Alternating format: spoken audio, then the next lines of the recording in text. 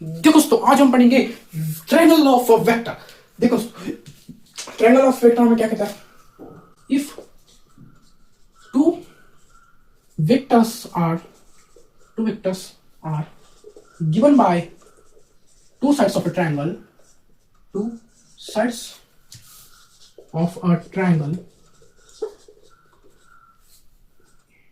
take in same order in magnitude and direction, then resulted are third side of the triangle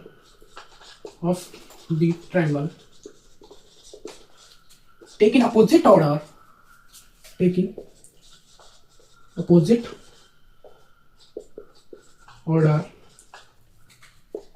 in magnitude and direction। देखो दोस्तों, ये जो triangle of a vector है वो हमें क्या बताता है, if two vectors are given by two vectors, vector A and vector B. देखो एक वेक्टर ए और एक वेक्टर बी, क्या बोलता है, if two vectors are given by two sides of a triangle, ये जो ट्रायंगल है उसके टू साइड्स, ये दो साइड्स ले लिए और ये vector. If two vectors are given by two sides of a triangle taken same order का मतलब है कि देखो जब मैंने एक वेक्टर से जोड़ा तो दूसरा वेक्टर से जोड़ना पड़ेगा, हेड से टेल मिलाना पड़ेगा, इसलिए हेड से टेल, एक ए वेक्टर का हेड, ए वेक्टर की टेल, और है बी वेक्टर की टेल और बी वेक्टर का head, take it same order in magnitude and direction, इनका कुछ मैग्नीट्यूड एंड डायरेक्शन भी, then resulted R third side of a triangle, इनका जो रिजल्टेंट होगा फिर वो थर्ड साइड होगी ट्रायंगल की of the triangle take in opposite order. मतलब देखो सेम ऑर्डर में क्या, मतलब एक रिजल्टेंट ऐसा होगा तो दूसरा रिजल्टेंट ऐसा होगा, हेड से टेल मिलाओ, और इधर क्या है, रिजल्टेंट है वो अपोजिट ऑर्डर में, सेम ऑर्डर में था मतलब हेड से टेल मिलाना था, और रिजल्टेंट है अपोजिट ऑर्डर में, मतलब टेल से टेल मिलाओ, ताल से ताल मिलाओ, जैसे टेल से टेल मिलाओ, मतलब ये जो है बी वेक्टर है उसकी टेल से टेल मिलाना है, और हेड ए वेक्टर है उसका हेड से मिलाना है, मतलब ऐसा आएगा। देखो ऐसा, ये जो आपका रिजल्टेंट है, आर से डन करते हैं, ये हमारा ट्रायंगल है। देखो if two vectors are given by two sides of a triangle, दो वेक्टर से वो दो साइड से ट्रायंगल के टेक इन सेम ऑर्डर, मतलब देखो एक वेक्टर ऐसे गया तो दूसरा वेक्टर ऐसे जाएगा, हेड से टेल मिलाओ, टेक इन सेम ऑर्डर, एक ऐसे गया तो एक भी ऐसे जाएगा, नहीं तो इसे टक्कर नहीं होगी, एक ऐसे गया तो एक ऐसे जाएगा, हेड से टेल मिलाओ, take in same order magnitude and direction, then resultant R, जो रिजल्टेंट होगा फिर उनका R third side of a triangle, vectors क्या थे, दो साइड्स ऑफ अ ट्रायंगल, और जो रिजल्टेंट है वो थर्ड साइड है ट्रायंगल की, टेकन अपोजिट ऑर्डर, जो रिजल्टेंट है हमने सेम ऑर्डर में लिए थे, मतलब हेड से टेल मिलाओ,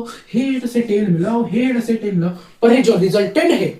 जो वेक्टर थे वो हमने अपोजिट ऑर्डर में लिए थे,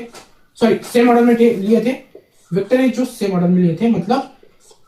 हेड से टेल मिलाओ, और जो रिजल्टेंट है वो अपोजिट ऑर्डर में लेना पड़ेगा, मतलब टेल से टेल मिलाओ या हेड से हेड मिलाओ,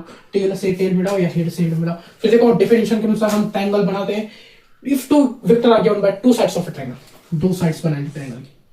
अभी देखो टेक इन सेम ऑर्डर, मतलब हेड से टेल मिलाओ, समझो ये वेक्टर ए और ये वेक्टर बी, ये इस वेक्टर बी का हेड, फिर हेड से टेल मिलाना है तो फिर वेक्टर ए का हेड हो जाएगा और ये टेल हो जाएगी, क्योंकि हेड से टेल मिलाओ in magnitude and direction, then the resultant are third side of a triangle, तीसरी side take in opposite order, मतलब वहां पे हेड से टेल मिलाओ, यहाँ पे हेड से हेड मिलाओ, या टेल से टेल मिलाओ, ताल से ताल मिलाओ, टेल से टेल मिलाओ या हेड से हेड मिलाओ। देखो ये जो ए वेक्टर है उसका हेड है, मतलब इसके इसके साथ ही रिजल्टेंट का हेड बनाना पड़ेगा। और जो बी वेक्टर है, ये जो बी वेक्टर है उसका टेल है, मतलब रिजल्टेंट का टेल से टेल बनाना पड़ेगा। देखो टेल से टेल मिल गया, हेड से हेड मिल गया इन मैग्नेटिक डायरेक्शन। मतलब जब कोई भी दो वेक्टर हमने सेम ऑर्डर में लिए, वो दो वेक्टर कुछ कोई ट्रायंगल के दो साइड्स है और सेम ऑर्डर में, तो उनका रिजल्टेंट उस ट्रायंगल की थर्ड साइड होगी ये वाला आर रिजल्टेंट, इसको आर से डेल करते हैं। और ये उनके अपोजिट ऑर्डर में होगा, ताल से ताल मिलाओ, टेल से टेल मिलाओ या हेड से हेड मिलाओ। समझते हो? यही हमारा triangle law, if two sides of a triangle given by if two vectors are given by two sides of a triangle taken a